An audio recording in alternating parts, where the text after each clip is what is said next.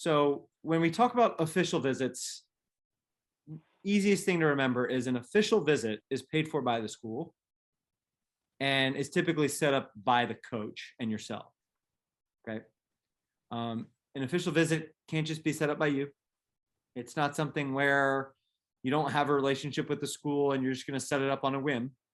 You're probably going to be a high priority recruit, or even what we're seeing nowadays is recruits that are verbally committed already. Right? Guys are verbally committing to schools before they actually get official visits. Right? I would highly recommend if that's, if a coach doesn't offer an official visit before you commit, go on an unofficial. Right? But the difference there is that an official visit is paid for by the school or by the institution. An unofficial visit is paid for by you, the player, or your family. Okay. So what we need to know about the different types of visits, a coach can be at both. That's the one main thing that I think people fail to realize is that I would say 80% of visits are unofficial visits, and coaches are very prevalent at these visits, right? They are seen, they are there. Okay. So just because it's unofficial doesn't mean it's not going to be a good visit. Right? What makes it not a good visit is when you don't schedule time with the coach beforehand, when you don't set up maybe an admissions tour or a campus tour to see the school.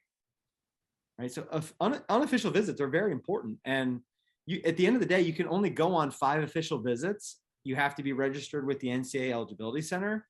You can't go on an official visit until August 1st of your junior year. And here's a couple quick facts about official visits, guys. They have to be within 48 hours, right? So you can't go on a 3-day weekend on an official visit to a school. It has to be 48 hours if the school is paying for it. That's it. They can pay for meals. They can pay for travel. They can pay for your hotel, your accommodations. They can even pay for some of your parents' stuff too. So don't be afraid to ask for that if you're going on an official visit. All right. Typically official visits, you're really just hearing of these in Division I and top end Division II. But if a school has budget money that they want to use on you, you can go on an official visit. All right. If you're looking at a Division III school, even if it's higher academic like Emory or Carnegie Mellon or Trinity, these are great schools, but they don't have official visits, right? It's just Division I and Division II that has this distinction. And they also, they won't have any NCAA eligibility requirements either. So you're kind of off the hook there if you're looking at Division III schools. This is an interesting one. If you want to go, let's say you go on a Division I visit and you want to work out or you want to practice with the team, you can do that, but the coach can't be there. Okay. On official or unofficial, you cannot be at a practice or a workout with a coach being present. In Division II, however, you can do that. You can go to workouts, you can go to practice. In Division I, you cannot. Whether it's official or unofficial doesn't matter. Let's talk about unofficial though, because like I said, that's 80% of our visits, and we can only go on 5 officials. Most players, I never went on an official. Most players are lucky to go on 1, right? Because that's actually thousands of dollars being paid for by that program, by that school. And if you are lucky enough to go on 1, ask the right questions, make sure you get every agenda point set up and you know what you're actually doing. Are you attending a football game? Are you attending a basketball game? Are you meeting the guys? Where are you eating? Where are you staying? All those things are important to nail down. It doesn't matter what type of visit you're on.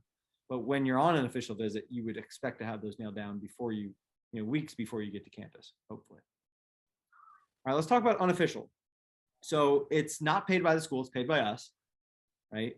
They're typically either lower priority recruits or younger recruits. So for Matthew's example, coaches can't initiate contact with him yet until June 15th because he's a 2024. But Matthew could go to a school and do an admissions tour. He could meet the players. He could see all the facilities. No problem. Right? So just because I say low priority recruits, that doesn't mean they're not good. It just means they could be younger as well. But typically these are less competitive, maybe even later in the game. Think about it this way. There are higher priority recruits that are already committed to schools after that June 15th date. They can't sign for, from let's say they verbally commit July after their junior year. right? They can't sign, or sorry, July after their sophomore year, in between their sophomore and junior year. They can't sign the national letter of intent until November of their senior year, right? Which is July, August, September, October. It's about 16 months after they verbally commit. Yeah. So that 16 months is a really weird time for a lot of those recruits. Okay.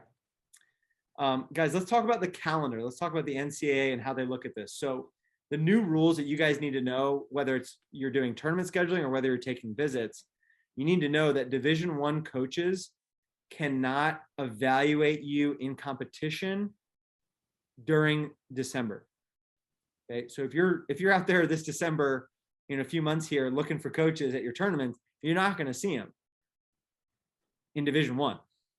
Division II coaches can travel. Division III coaches, NAIA and junior college coaches, sure, they can. But a lot of times you only see Division I coaches on the road because those are the only programs that have enough money to travel.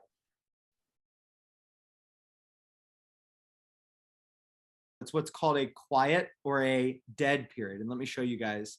All right, so you can see most months are just completely green. That means it's called a contact period, which means everything goes, just have to abide by the June 15th date and the August 1st of junior year date for visits.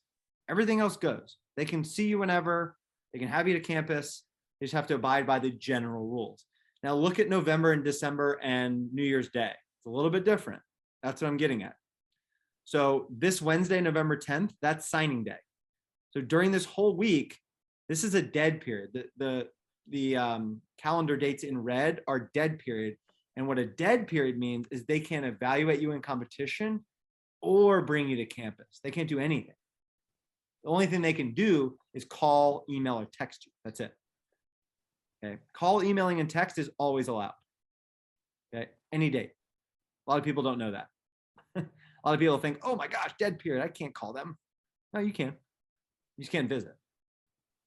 You just shouldn't expect them to come to your tournaments during a dead period. Did you make an unofficial visit in a dead period? You cannot.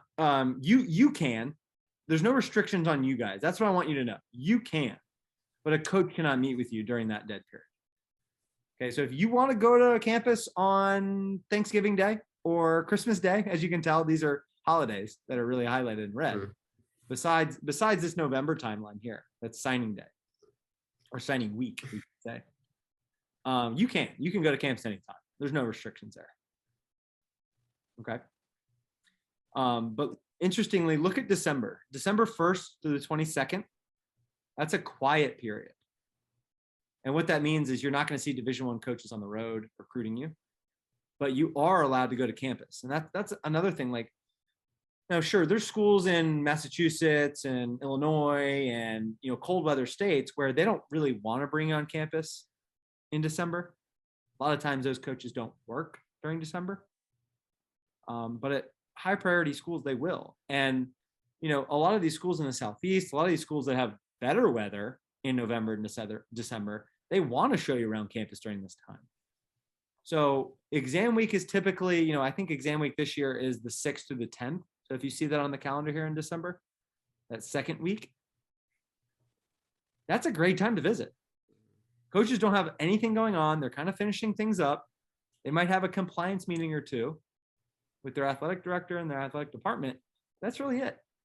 It's a great time to visit because any idea why? Guys are still on campus, players. Students are still in class, still in session, so you can see it when it's vibrant still. And you're getting a chance to visit right before the next calendar year. I think it's a big advantage over some of your peers. All right, so I wanted to talk to you guys about that and meeting the players. I think when it comes to these unofficial or official visits, meeting the players, asking them, what was your recruiting experience like? What kind of things does coach really prioritize on this team? How does he set up practice? How do we utilize the facilities? What kind of workouts do we do?